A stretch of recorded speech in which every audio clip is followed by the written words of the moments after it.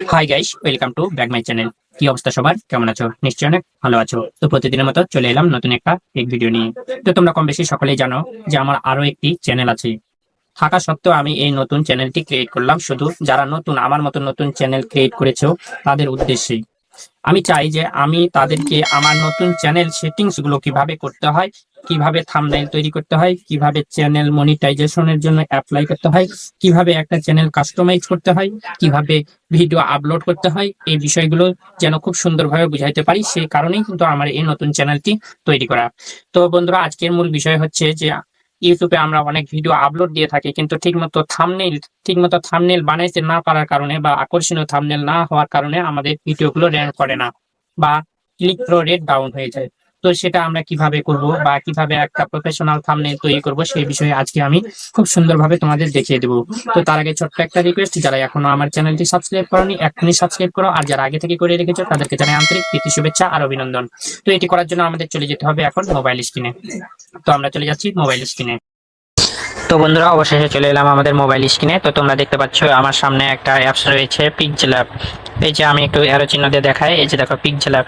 এই পিক্সেল অ্যাপসটি যাদের ডাউনলোড করা নেই অবশ্যই প্লে স্টোরে গিয়ে ডাউনলোড করে নেবে, তারপরে ইনস্টল করে নেবে, ঠিক আছে? তারপরে আমি এটা যেহেতু একটা প্রফেশনাল থাম্বনেল তৈরি করব, তাই এর উপরে আমি একটা ক্লিক করে দিচ্ছি পিক্সেল অ্যাপসের উপরে। আমি চলে যাচ্ছি আমি চলে যাচ্ছি এখন পিক্সেল অ্যাপসে, ঠিক আছে? পিক্সেল অ্যাপসে আমি ক্লিক করছি। ক্লিক করার সঙ্গে সঙ্গে ফিচারটা ঠিক এইরকম দেখাবে। এখানে আমরা এটা কেটে দেবো, ঠিক আছে? কেটে দেওয়ার পর এখানে দেখো নিউ টেক্সট নামে একটা অপশন আসছে। তো এই নিউ টেক্সটটা আমরা কেটে দেবো। এই জন্য আমাদের এই ডিলিট বাটনে উপরে দেখো বাম পাশে ডিলিট বাটনে ক্লিক করতে হবে। তো আমি ক্লিক করে ওকে করে দিলাম, ঠিক আছে? এটা কিন্তু অনেক বড় দেখাচ্ছে জায়গাটা, তাই না? কারণ আমরা এত বড় তো আমাদের দরকার নেই, আমরা যেহেতু একটা থাম্বনেইল তৈরি করবো তো এত বড় আমাদের দরকার নেই। তো দেখো আমাদের সামনে এই যে ডান দিকে 3 ডট একটা দেখা যাচ্ছে, ওই 3 ডটের উপরে আমরা একটা ক্লিক করে দেবো। ক্লিক করার পর এখানে দেখো অনেকগুলো অপশন আছে, তার মধ্যে ইমেজ সাইজ নামে একটা অপশন রয়েছে। এই ইমেজ সাইজের উপরে আমরা ক্লিক করে দেবো। ক্লিক করে দেওয়ার পর এই কাস্টমসের এই জায়গাটায় আমরা ক্লিক করে দেবো। ক্লিক করে দেওয়ার পর দেখো এখানে অনেকগুলো অপশন চলে আসছে যে এখানে কোন জিনিসটা তুমি তৈরি করতে চাচ্ছ, যেমন স্কোয়ার বা custom, profile picture square, YouTube channel banner, YouTube thumbnail, সবগুলো কিন্তু এখান থেকে তৈরি করা যাবে। Facebook cover air, Google plus cover photo, সবগুলো। তো আমরা যেহেতু এখানে আমরা তৈরি করবো আজকে ইউটিউব থাম্বনেইল, তো থাম্বনেইল উপরে আমি ক্লিক করে দিলাম। দেওয়ার পর ওকে বাটনে ক্লিক করে দিব, ঠিক আছে? ওকে বাটনে ক্লিক করে দেওয়ার পর দেখো এই জায়গাটা এখন থাম্বনেইলের পজিশনে চলে আসছে। তো এখন আমাদের এখানে একটা ব্যাকগ্রাউন্ড নিতে হবে। এই জন্য আমাদের কি করতে হবে, এই যে বাম সাইডে দেখতে পাচ্ছ প্লাস চিহ্ন, এই প্লাস চিহ্নের উপরে একটা ক্লিক করে দিতে হবে। ক্লিক করে দেওয়ার পর এই যে 3 নম্বর যে অপশন দেখা যাচ্ছে শেপেস, এর উপরে একটা ক্লিক করে দিতে হবে। ক্লিক করে দেওয়ার পর এখানে দেখো একটা ব্যাকগ্রাউন্ড চলে আসছে। তো এটাকে আমরা টেনে বড় করে দেবো, বড় করে সম্পূর্ণটাই ঢেকে দেবো। তারপরে এখানে নিচে দেখো আমরা একটু স্লাইস করে নিচে যাব, এখানে কালার।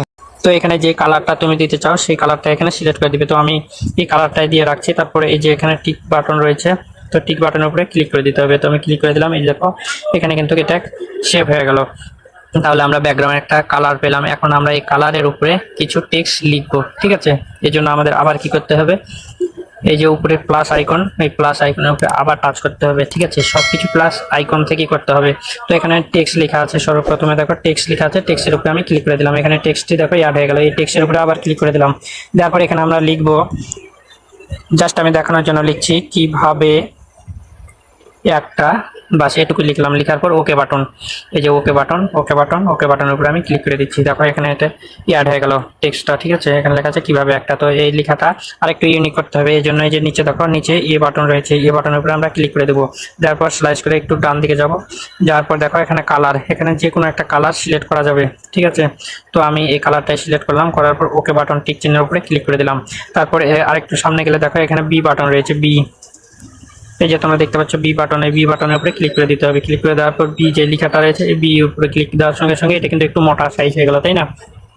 তো এটা আমরা চাচ্ছি এভাবে রাখতে, তো এভাবে রাখলাম। তারপরে এখানে দেখো ব্যাকগ্রাউন্ড এখানে ইনেবল করতে বলছে, তো আমরা এটা ইনেবল করে দিলে আর দেখো একটা ব্যাকগ্রাউন্ড চলে আসবে। তো তোমরা দেখতে পাচ্ছ এখানে একটা ব্যাকগ্রাউন্ড চলে আসছে। এই ব্যাকগ্রাউন্ডটা আমরা একটু স্লাইস করে নিচে গেলে ব্যাকগ্রাউন্ডের কালার কিন্তু চেঞ্জ করা যায়, দেখো। তো আমি এই কালারটা রাখছি, রেড কালারটা। তারপর এটা টেনে ছোট বড় করা যাবে। এই যে বাম দিকে বেরোচ্ছে, এটা ডান দিকে যাচ্ছে, ঠিক আছে?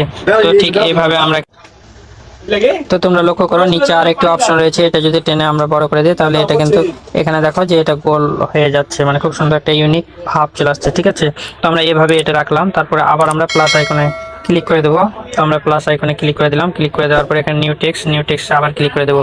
ক্লিক করে দেওয়ার পর এখানে আমরা আবার আরেকটা নিউ টেক্সট লিখবো। তো আমরা এখানে এখন লিখবো থাম্বনেইল, THUM। দেখো থাম্বনেইল লেখার সঙ্গে সঙ্গে আমার উপরে থাম্বনেইল লেখাটি চলে আসছে, আর উপরে আমরা ক্লিক করে দিলাম, বাস এখানে দেখুন থাম্বনেইল লেখাটা চলে আসছে।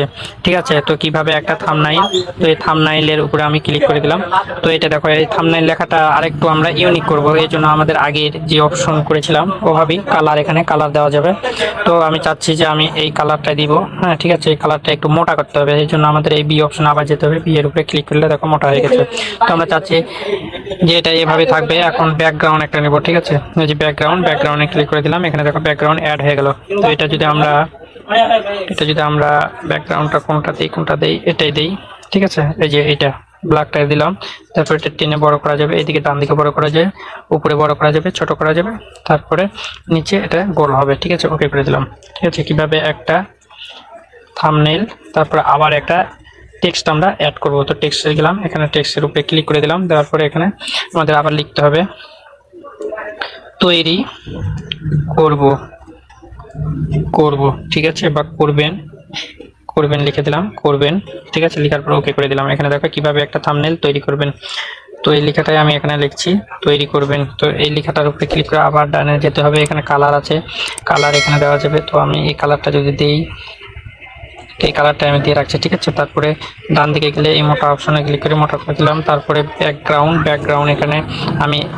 এখানে যদি ব্যাকগ্রাউন্ড লালের উপরে সাদা দিলে কিন্তু খুব সুন্দর দেখে, দেখো খুব সুন্দর দেখাচ্ছে। ঠিক আছে, তো এই ব্যাকগ্রাউন্ডটা আমি রাখছি। তো এই ব্যাকগ্রাউন্ডটা একটু টেনে ছোট বড় করে নেই, তারপরে এটাকে আমি গোল করে দিই। ঠিক আছে, দেখো ইউনিক ভাব চলে আসছে। কিভাবে একটা থাম্বনেইল তৈরি করবেন, জাস্ট এটুকুই। এখন যদি তুমি চাও যে তোমার একটা ফটো এখানে অ্যাড করতে, এই জন্য আবার টেক্সটে চলে যেতে হবে। আমি টেক্সটে চলে গেলাম, এই প্লাস আইকনের উপরে। এখানে যাওয়ার পরে দেখো এখানে একটা অপশন আছে ফ্রম গ্যালারি। তো ফ্রম গ্যালারিতে আমি ক্লিক করে দিলাম। ফ্রম গ্যালারিতে ক্লিক করার সঙ্গে সঙ্গে আমাদের সামনে ফিচারটা এভাবে ওপেন হবে, বা আমাদের গ্যালারিতে নিয়ে যাবে। ঠিক আছে, গ্যালারিতে যাওয়ার পর আমরা এখান থেকে একটা ফটো সিলেক্ট করব, কিন্তু ফটোটা অবশ্যই PNG হতে হবে। তো আমরা ফটো সিলেক্ট করলাম। দেখো আমি এখানে আমার অনেক ফটো রয়েছে, এই ফটোটা আমি সিলেক্ট করে দেবো। তো এই ফটোটা এইদিকে কিন্তু মুখ করে আছে। ঠিক আছে, এই মুখটা ঘোরানোর জন্য এই যে নিচে দেখো একটা অপশন রয়েছে, এটা যদি আমরা ক্লিক করলে দেখো এইদিকে ঘুরে গেছে। তো এটা আমরা টিক চিহ্ন বাটনে ক্লিক করে দিচ্ছি, ওকে। ঠিক আছে, এখানে কিন্তু ফটোটা চলে আসছে। এটা ছোট বড় করা যায়, আবার ঘোরানো যায়, এই যে ঘোরানো যায়। তো আমি ছোট এভাবে রাখছি। রাখার পর এই ফটোর কিন্তু আমরা এখন ব্যাকগ্রাউন্ড করব। এই জন্য আমাদের কি করতে হবে, এই মধ্যখানে দেখো মধ্যখানে একটা অপশন রয়েছে, আর উপরে একটা ক্লিক করে দেবো। তাহলে আগে যে অপশনগুলো সেগুলো ফেরত চলে আসবে। এখন আমরা ডান দিকে স্লাইস করে যাবো, এই যে গোল অপশনটা, এই গোল অপশনটার উপরে আমাদের একটা ক্লিক করে দিতে হবে। তো ক্লিক করে দেওয়ার পর এটা এনেবল করে দিতে হবে। দেখো এনেবল করে দেওয়ার পর কিন্তু ব্যাকগ্রাউন্ড, একটা সাদা ব্যাকগ্রাউন্ড আসার পর এটা কিন্তু দেখতে আরো স্পষ্ট মনে হচ্ছে, তাই না? তো এখন আমাদের কি করতে হবে, এটা সেভ করতে হবে। তো সেভ করার জন্য উপরে দেখো এই যে এখানে একটা আইকন রয়েছে, এর উপরে আমরা সেভ বাটন, এর উপরে ক্লিক করে দেবো। তারপর নিচে যে অপশনটা রয়েছে সেভ আস ইমেজ, তার উপরে একটা ক্লিক করে দেবো। ক্লিক করার সঙ্গে সঙ্গে এই যে সেভ টু গ্যালারি নিচে আর যেগুলো আছে সেম ওভাবে থাকবে, সেভ টু গ্যালারি, এর উপরে ক্লিক করে দেবো। বাস সঙ্গে সঙ্গে আমাদের এটা গ্যালারিতে সেভ হয়ে যাবে। তো আমরা দেখি এটা গ্যালারিতে কিভাবে দেখাচ্ছে। তোমরা গ্যালারিতে গেলাম, গ্যালারিতে যাওয়ার পর দেখো যে যেটা আমরা তৈরি করলাম এটা দেখো কত সুন্দর দেখাচ্ছে। তো এইভাবে তোমরা খুব সহজে একটা ইউটিউব চ্যানেলের জন্য একটা প্রফেশনাল থাম্বনেইল তৈরি করে নিতে পারবে খুব সহজেই। তো বন্ধুরা আজকে এই পর্যন্তই, আবার দেখা হবে নতুন কোনো ভিডিও নিয়ে। সে পর্যন্ত ভালো থাকবে, সুস্থ থাকবে, এই কামনায় বিদায় নিচ্ছি। আমি শ্রী নারায়ণ মালাকার জীবন, আর তোমরা দেখছিলে নারায়ণ টেক চ্যানেল।